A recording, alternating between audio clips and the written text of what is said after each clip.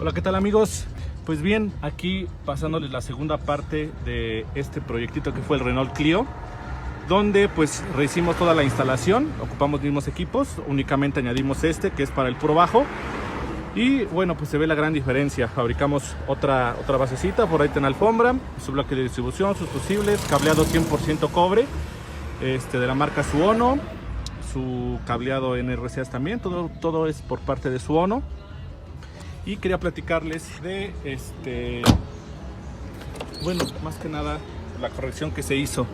Como bien recordarán, aquí venían las bocinas mal instaladas. Fabricamos unas bases personalizadas que no se ven aquí, pero van ancladas directamente al chasis para que la bocina quede totalmente pues rígida, ¿no? Quede bien montada. Y les iba a comentar, porque es una pregunta recurrente que me hacen, de la importancia del cableado. Yo en lo personal les recomiendo que no importa qué tan más que nada de la gama que tenga en su sistema de audio, no importa si es sencillo, si es gama media, si es gama alta o premium. Yo siempre les recomendaré que ocupen pues cableado 100% cobre. Eso nos va a ayudar mucho a el desempeño de los amplificadores, ¿no? Los van a trabajar más relajados, van a trabajar van a dar obviamente más potencia, o van a dar la potencia que especifican mientras estén bien alimentados. Y ahorita les voy a enseñar cómo suena el carrito. Vamos a poner un poquito de música común y corriente, no vamos a meter nada ultra alta calidad, pero ahí les va algo de los Cumbia Kings. ¿A quién le gusta Cumbia Kings? Ya muchachos, vamos a empezar ya. Ahora, viene.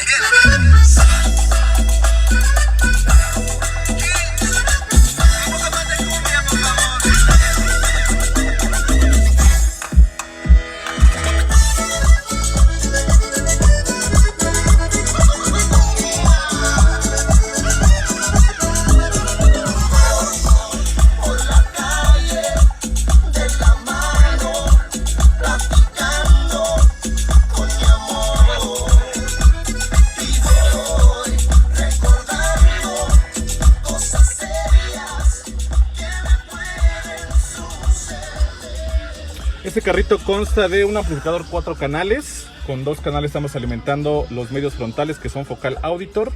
En la parte trasera son unas 6x9 de la marca Sony, subwoofer Pioneer Champions.